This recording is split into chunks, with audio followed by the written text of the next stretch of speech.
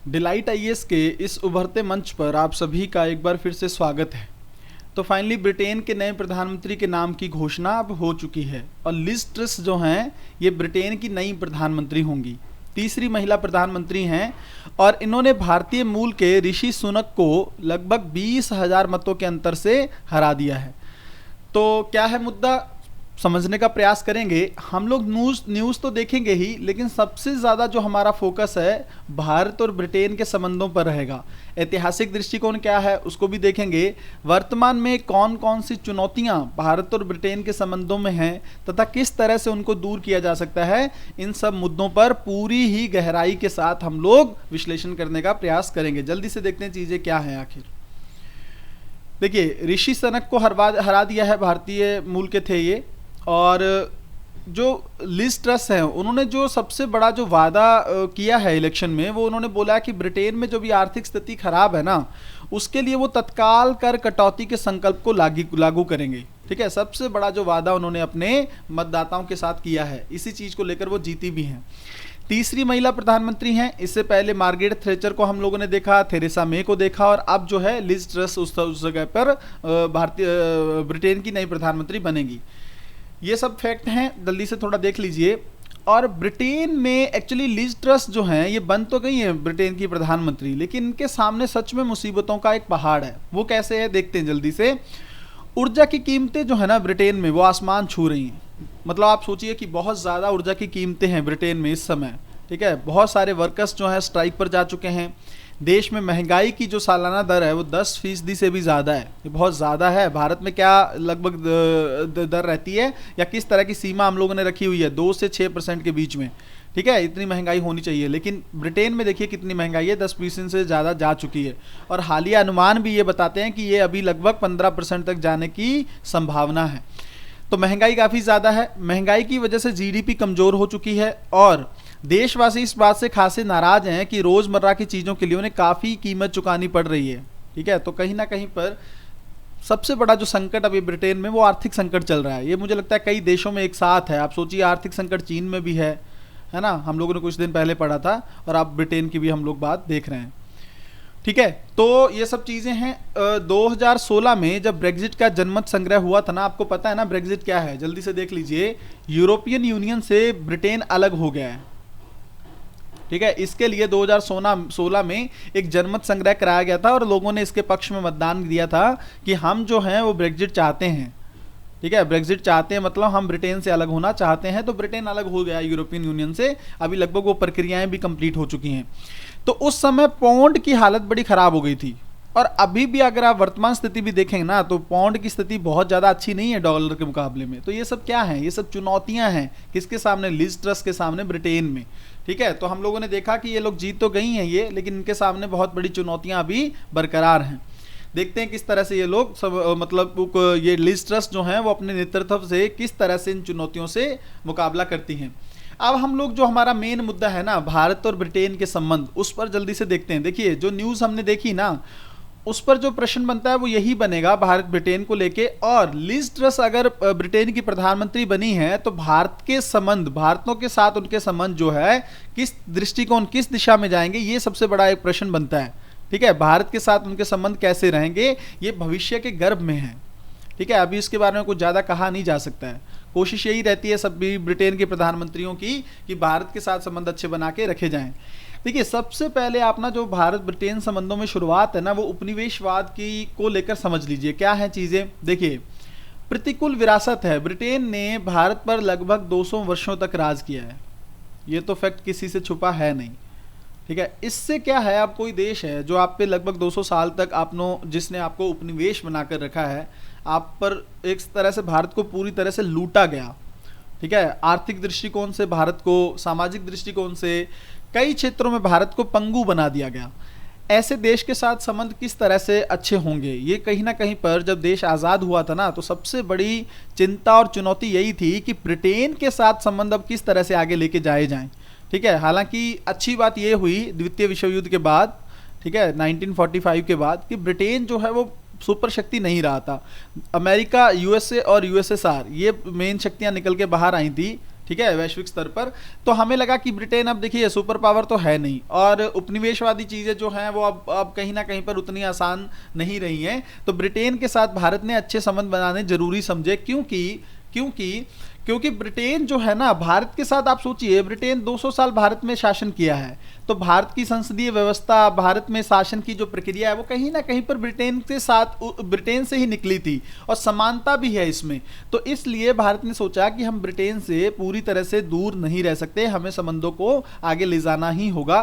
कई बार ये विरासत जैसे जलियांवाला बाग या ये सब चीज़ें, घटनाएं जब याद आती हैं तो संबंधों में टकराहट पैदा होती ही है, क्योंकि आज तक ब्रिटेन के किसी भी प्रधानमंत्री ने जलियांवाला बाग हत्याकांड को लेकर माफी नहीं मांगी है। ठीक है, तो कई चीजें हैं औपनिवेशिक विरासत को लेकर कई बार संबंधों में खटास पैदा करती हैं। जल्दी से देखते हैं आगे क्या है। अब देखिए सबसे ज्यादा इंपॉर्टेंट जो बन जाता है वो वर्तमान स्थिति बन जाती है। ठीक है ना, इतिहास इतना ज्यादा इंपॉर्टेंट नहीं होता है। अब आप देखिए कि 2021 में एक कॉम्प्रिहेंसिव स्ट्रेटेजिक पार्टनरशिप हुई है भारत और ब्रिटेन में, व्यापक रणनीतिक साझेदारी। ये क्या मतलब, आप सोचिए ना, स्ट्रेटेजिक पार्टनरशिप अगर किसी देश के साथ हो रही है तो इसका मतलब ये है कि दोनों देश अपने संबंधों को मजबूत करते चले जा रहे हैं। ठीक है, तो 2021 का ये अपडेट है, ये याद रखिएगा, एग्जामिनेशन में आप यूज कर सकते हैं।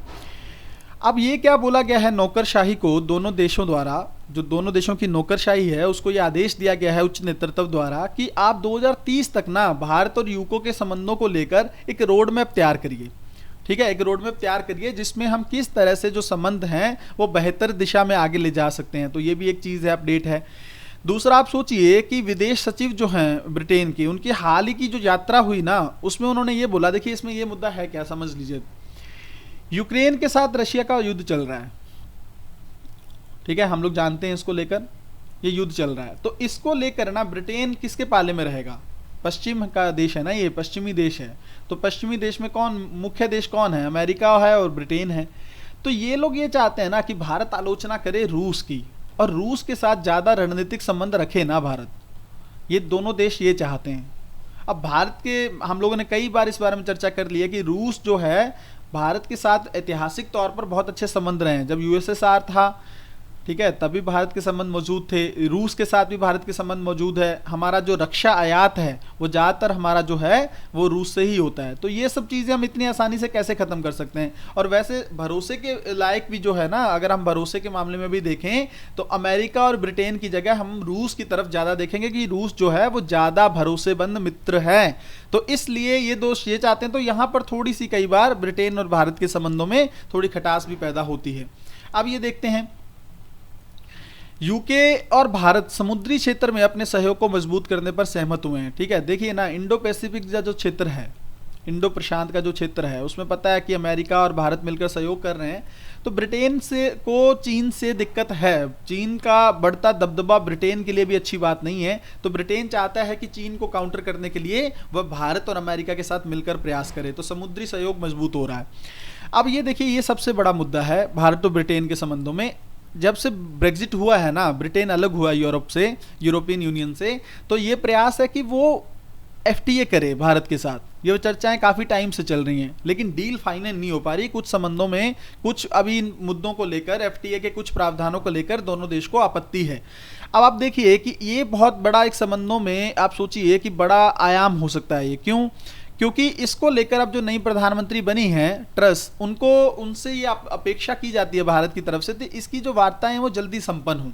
ठीक है ना, किसी भी देश के बीच में, दो देशों के बीच में अगर फ्री ट्रेड एग्रीमेंट होता है तो कहीं ना कहीं पे आप समझ सकते हैं कि आर्थिक दृष्टिकोण बहुत मजबूत हो जाता है। आर्थिक पक्ष जो है ना वो काफी मजबूत हो जाता है। तो इससे ही आपके अन्य संबंध की दिशा निर्धारित होती है। जैसे रणनीतिक संबंध भी तभी अच्छे होते हैं जब आर्थिक संबंध अच्छे हो रहे हों। तो ये सब चीजें हैं।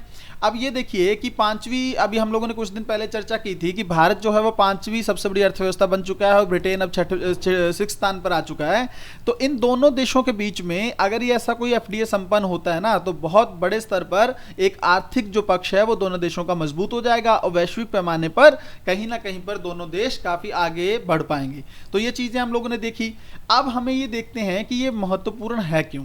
देखिए जल्दी से पॉइंट्स देख लीजिए, हम लोग इसको आगे से गहराई से समझते हैं आगे चल के। ब्रिटेन, यूके के लिए भारत क्यों इंपॉर्टेंट है? देखिए दोनों जो बाजार हिस्सेदारी है हिंद प्रशांत क्षेत्र में और रक्षा, दोनों ही विषयों में ना यूके के लिए प्रमुख रणनीतिक भागीदार है कौन? भारत।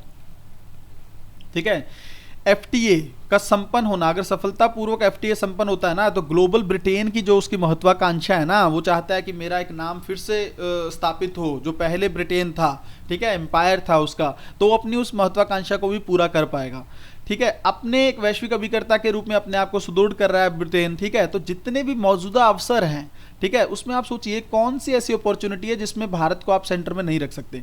हर तरफ से आज विश्व का कोई भी देश ना भारत को नजरअंदाज नहीं कर सकता, तो ऐसी स्थिति में क्या ब्रिटेन उन लाभों का फायदा नहीं उठाना चाहेगा, ठीक है ना, स्वाभाविक सी बात है, वो चाहेगा। तो इसलिए कहीं ना कहीं पे ब्रिटेन के लिए भारत इंपॉर्टेंट है। भारत के लिए ब्रिटेन क्यों इंपॉर्टेंट है? ओमान, सिंगापुर, बहरीन, केनिया, ठीक है, ये सब जो देश हैं नौसैनिक सुविधाओं के साथ हिंद प्रशांत का जो क्षेत्र है ना, उसमें एक प्रमुख क्षेत्रीय शक्ति है, रीजनल पावर है ब्रिटेन, ठीक है, रीजनल पावर है ब्रिटेन। तो ऐसी स्थिति में भारत भी चाहेगा कि उसके साथ संबंध मजबूत हों। एक आप सोचिए कि नवीकरणीय ऊर्जा के क्षेत्र में सहयोग अच्छा हो रहा है, लगभग 17 मिलियन पाउंड ब्रिटिश ने जो है अंतर्राष्ट्रीय निवेश निधि, ठीक है ना, इन्वेस्टमेंट फंड की पुष्टि की है, तो ये भी कहीं ना कहीं पर अच्छी चीज है। और इसके अलावा कई क्षेत्र है, जैसे मत्स्यन का क्षेत्र है, फार्मा क्षेत्र है, कृषि उत्पादों के लिए दोनों देश आपस में प्रयास कर रहे हैं कि बाजारों को खोला जाए, ठीक है। तो ये दोनों देशों के लिए हम लोगों ने समझ लिया कि भारत के लिए क्यों इंपॉर्टेंट है और ब्रिटेन के लिए क्यों इंपॉर्टेंट है। अड़चने क्या हैं? देखिए, एक तो हम लोगों ने बात की ना कि औपनिवेशिक दृष्टि जो है वो कहीं ना कहीं पे जो विरासत है उससे कोई भी देश हट नहीं सकता ना, सांस्कृतिक तौर पर हो, आर्थिक तौर पर हो, सामाजिक दृष्टिकोण हो, कैसे कोई देश सब चीज़ें भूल सकता है? भारत के लिए आसान है क्या? किस तरह से ब्रिटेन ने हमारे साथ 200 साल तक व्यवहार किया है, तो वो कई बार संबंधों में थोड़ा सा खटास उत्पन्न करती है। पाकिस्तानी आयाम ये है ना कि ब्रिटेन क्या करता है कि जैसे बोला तो ये जाता है कि लेबर पार्टी जो है ब्रिटेन की वो भारत के पक्ष में है, और कंजर्वेटिव पार्टी जिसकी अभी प्रधानमंत्री जीती हैं, इसके साथ भारत के संबंध बहुत अच्छे नहीं रहते हैं, ये बोला जाता है ऐसा। लेकिन धरातलीय स्तर पर अगर हम देखें ना, तो लेबर पार्टी ने भी कश्मीर के पक्ष को लेकर कई बार भारत की आलोचना की है। तो ये चीज़ें पाकिस्तान के समर्थन जो है ना, पाकिस्तान का ये समर्थन कई बार ब्रिटेन की तरफ से किया जाता है, तो भारत को ये चीज़ कहीं भी अच्छी नहीं लगती है। तो ये भी एक संबंधों में थोड़ी सी टकराहट पैदा करता है।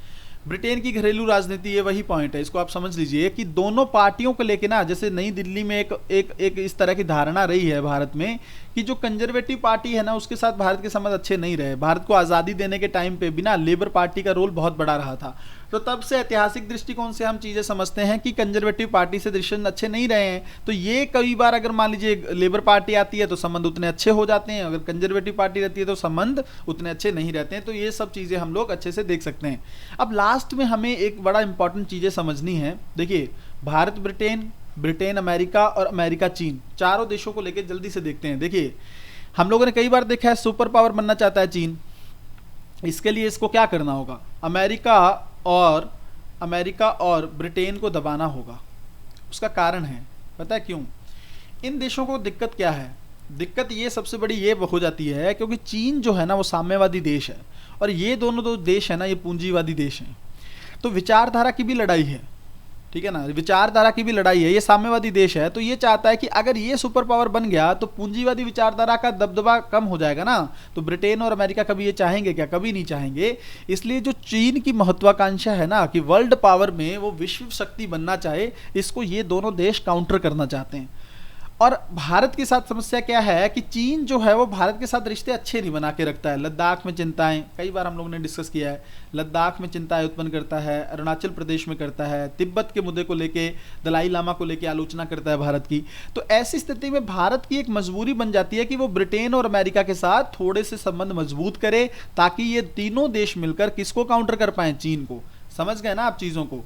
तो ये एक समीकरण आप अच्छे से ध्यान में रखेंगे एग्जामिनेशन दृष्टिकोण से कि ब्रिटेन, अमेरिका और भारत, ये तीनों लगभग आप मान सकते हैं अब एक साथ खड़े हैं। कई बार थोड़ा सा खटास मैं बता सकता हूँ क्यों आ जाती है, क्योंकि रूस और यूक्रेन को लेकर युद्ध चल रहा है, तो अमेरिका चाहता है, ब्रिटेन चाहता है कि भारत आलोचना करे। कई बार भारत वो वैश्विक स्तर पर नहीं कर पाता है। रूस को लेके कई जो प्रस्ताव आए उसमें भारत अनुपस्थित रहा है, एब्सेंट रहा है, तो ये चीज़ ब्रिटेन और अमेरिका को अच्छी नहीं लगती। लेकिन जो बड़ा गोल है ना, चीन को काउंटर करना, इसको लेकर एक मत है ये तीनों देश। तो चीन को काउंटर करने के लिए ये जो देश आपस में एक रणनीतिक रूप से पार्टनरशिप कर सकते हैं, ये कहीं ना कहीं पे बहुत ही ज़्यादा इंपॉर्टेंट बन जाती है। तो पूरा मुद्दा हम लोगों ने बहुत ही गहराई से समझ लिया, ठीक है। आप लोग टेलीग्राम ज्वाइन कर सकते हो, ताकि पीडीएफ वगैरह आपको वहाँ पे मिलती रहें। कोशिश करें चीज़ों को अच्छे से समझते चले जाएं और नोट्स बनाते चले जाएं, ठीक है ना। बहुत ज़रूरी है आप लोग एनसीईआरटी की क्लासेस भी करते रहें और नोट्स बनाते चले जाएं जल्दी से। और जितने भी आईआर के टॉपिक, देखिए हमारी कोशिश यही है, भारत चीन संबंधों को हम लोगों ने बहुत अच्छे से समझ लिया, ठीक है। भारत जापान भी देखा था, भारत श्रीलंका भी देखा था, पाकिस्तान भी देख चुके हैं, तो काफ़ी ज़्यादा देशों का, अमेरिका के साथ तो कई बार हम लोगों ने चर्चाएं की है, रूस के साथ देखा है, तो कितने सारे अंतर्राष्ट्रीय संबंधों के द्विपक्षीय जो संबंध हैं वो हम अच्छे से देख चुके हैं। तो आपको ये प्रयास करना है कि इन चीज़ों की बुलेट पॉइंट्स के फॉर्म में आप नोट करते चले जाएं, कल को एग्जाम के समय आप इसको रिवाइज कर सकें, ठीक है। मिलते हैं जल्दी से अगली वीडियो में, तब तक अपना ध्यान रखिए, अपनी पढ़ाई को बहुत अच्छे से करते चले जाइए। बहुत बहुत धन्यवाद।